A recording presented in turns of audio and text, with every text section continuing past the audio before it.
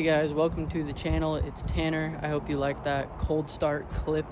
It was about a week ago we had a snowstorm, but it was only about 25 degrees. You know, I don't live in a super cold climate. I'm not from Canada or anything. So it was cold, but it wasn't unbelievably cold.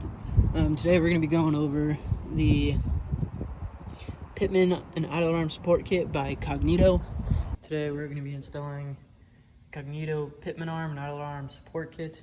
This is for 01 to 2010 GM trucks, and these are the two supports: the Pitman arm and the idle arm, and the fittings that go with it, and some red Loctite. It's pretty simple. Let's get right into it.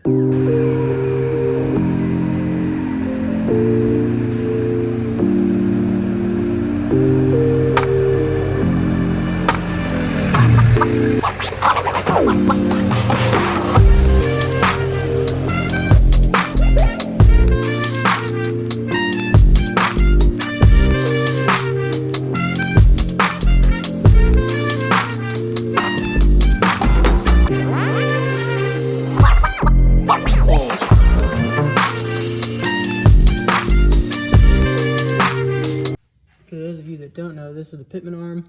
It is connected to the steering gearbox, and this is the idler arm over here, and they're connected through this whole tie rod here. So the big bracket's going there, and the small bracket is going there. Step one will be removing the idler arm nuts there and the Pitman arm nut there, both 21 millimeter. Next step is getting the Pitman arm nut off. It's a 32 millimeter or a 1 5/16. The box and wrench is probably the easiest way to get it off. If you don't have those sizes, you could use hammer and chisel. Just might take a little bit of time. Okay, as you can see, the Pitman arm is installed. This nut here is 85 foot-pounds. These are 90, and the big nut is like 134 or something, but you can't get anything in there, so it's just as tight as you can. And then on this side, same thing, 90 and 85, and that's also 85, I believe. And then these two nuts here, nuts and bolts, are 78 foot-pounds.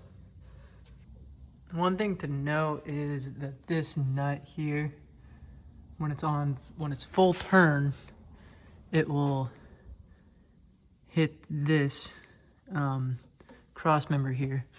But if you look over here, it's absolutely full turn. So I'm not really gonna worry about it. And let's see how it drives. So I've had the Pitman and idle arm support kit on for about 2 weeks, and it has treated me well. My steering is way stiffer, like way more stiff, way less play, and you can really feel it right when you install it. There's a big difference, and that's really nice. And while I was at it, I threw some kryptonite tie rod ends on there. I'll go over those in a different video.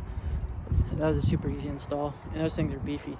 And anyways, the support kit, it was an easy install, and it was well worth the money. It was only like a little over 200 bucks, and it stiffens everything up for sure. And I've heard people say it's only worth it to like do it on the newer trucks. I think it's worth it as long as your steering components are good on, even older trucks.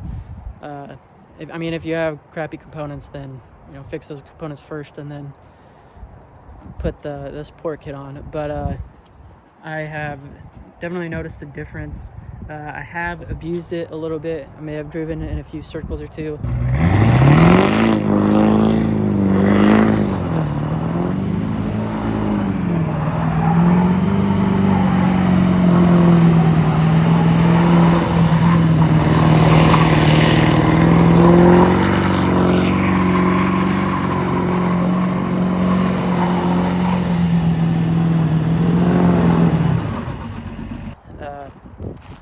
like I'm super easy on my truck, but it has held up great.